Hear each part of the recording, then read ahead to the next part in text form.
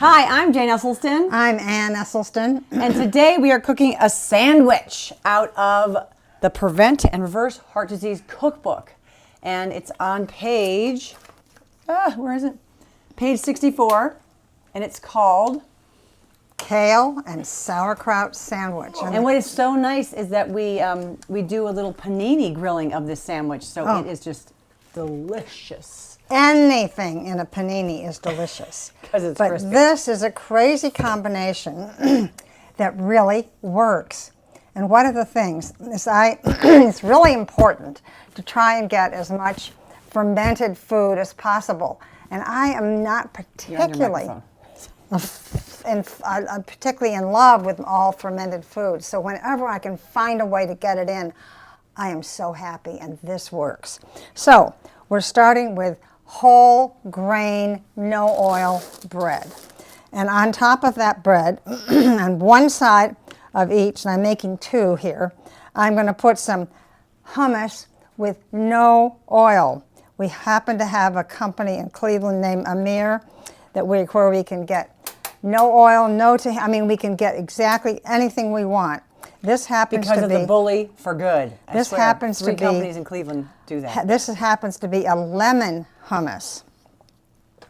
And on the other side of the bread, I am going to put some Grey Poupon mustard. And Jane, we've learned some interesting things about Grey Poupon. We did. And we learned about it and we talked about it in a previous video. I think it's going to go up previous to this. But it was made in the city, town, province, or whatever, the area of Dijon. That's why it's called that. And there, these two mustard makers got together. One was named Poupon, which means baby, and the other one was named Grey, who was a Brit, and I think it just means grey, like the weather in the UK. Anyway, so we've got half of this sandwich has got Grey Poupon, which is just booming with flavor, and it's got some vinegar in there and mustard, and just it's alive. And then the hummus, which is kind of soothing and moisturizing. So, on the hummus side, I'm going to take about half a bunch of cooked kale, and I simply took the stems off, stripped the kale, and then I cooked it. And now I am squeezing as much water out of the kale as I can. Again, that because chefy move. Well, should I slice these in half? Oh, by the way, Jane and I have I love Jane. She is the best cook I know, and she has one failing. When she puts cherry tomatoes in things, she always puts them in whole. I was about to chop them. And I can't believe you were about to chop them. I was. Should I chop these? That's amazing. Yes. Okay, back to the official chefy move of squeezing your boiled kale. Well, no, I'm squeezing it because when I panini it, I don't want my bread to get totally. Here you go, wait, you couldn't see before. But too wet. And so, and this is a lot of kale here. And there's a lot of liquid there. And then I am putting, oh my gosh, right here, this is just health under the heavens. Now, high fiber health. On top of high fiber heaven. On top of that, I am going to put sauerkraut. And I have to do the same thing with the darn sauerkraut. I have to squeeze out as much liquid as I can. Look at all that liquid. It's just a bold move. And by the way, I spent such a long time finding sauerkraut with the least amount of sodium. And this sauerkraut, Hex, here, let's get so has only got something like 59 milligrams of sodium per 2 tablespoons. Most of them go up to 400. So I really was. I've practically diced your tomatoes for you, love. Oh, you didn't need to do that. Halved, but that's all right. We can manage. Let's see. You could put the tomatoes on. No, you. What else do we have in there? Oh, that's it. This is so on her sandwich. It's a total of the whole grain bread, hummus, or any kind of hummus you have, some mustard on the other half of your sandwich, cooked kale, sauerkraut, and cherry tomatoes. You could put a slice of tomato. You could do anything, but I just think it's so pretty. I mean, look at that. Gorgeous. Look, I mean, if we stop there, oh, but I'm not quite. I'm going to do one thing more. I'm going to take some lemon pepper and just sprinkle it all over this. Lemon pepper gives such a nice flavor. And then How many seasonings are in lemon pepper, you wonder? It's got so I'm much topping going on. this, and I'm putting them in the panini, and it doesn't take very long. It's totally can you see that surprising. okay? The panini has been cooking, Preheating. heating, and voila. Ooh, 1 minute. 1 minute? Well, no, maybe we can just do. We'll see how long it takes. We'll give it a.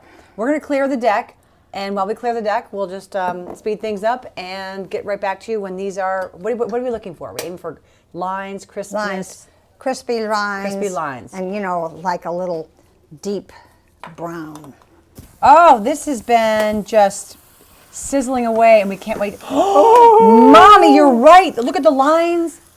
Look Isn't how that great? brown it is. You are totally right. So this is a great little tool to move things off. Ooh. And then it cleans the thing, kind of. Yeah. Wow. You see, if I hadn't taken the water out, It would be really soggy. this would be soggy. Oh, wow. Here, so should we use a serrated knife, or how do you want to cut this? I'm going to use this nice, Oh, sharp there you go. knife. And shall I?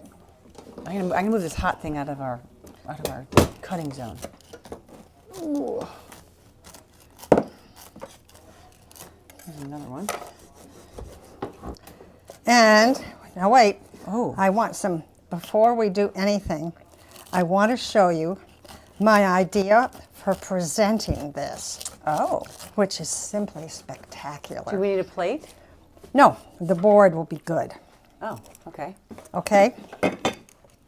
Now, It's spectacular like that. I think- I kind of just peek at the inside to see. I'm gonna put it right back. But oh, look at all that just flavor and color. so that's going to be nice. But then I found this little bit of leftover watermelon radish. This ugly thing. And I thought it might enhance this display. So watch what happens when I cut into my watermelon radish. Look. So I thought it would just be so nice Wow. to have a watermelon radish on top of each piece. Oh, like wink, wink. What, can we put half on each? Well, I could make another little cut. Sure. Just, I don't know. I want to. Kind of liked it unbalanced. Well, okay. So we've got some people here today, and I'd love to have them try it. So of course, Wade, we're going to throw one your way. Here, you get a little watermelon radish taste in there. Give it a go. Oh. All right, and here you go. Pam, will you try it? Will you give it a go? Jane, There you go. you've got to try this watermelon radish, Well, Jane. I know. I was going to steal it because I love no. watermelon radishes so much. Let's try. What do you think about It's that too hot. I crazy can't eat hot. combination? Is it hot? It's a little hot, but Too hot, you can't touch it. All right, give me 2 seconds. Don't blow on it. Jenny, I also have to ask about the bread. Does bread have So this is delicious, and we hope you guys enjoy your kale and sauerkraut sandwiches with Watermelon whatever radish. you put in there. If it's tomatoes, watermelon radish. Oh, like that watermelon radish has got some heat. I know. All right, I'm still waiting for mine to cool down just right now. But get the panini out, warm it up, I and tell you give what it a go. makes them so hot is the little tomato. That makes it so hot. The tomato? The little bit of tomato keeps a lot of heat. And that's why water, it's hard the water. to eat. All right. Well, cheers. Onward with sauerkraut and kale. And a little watermelon radish on top. Bye.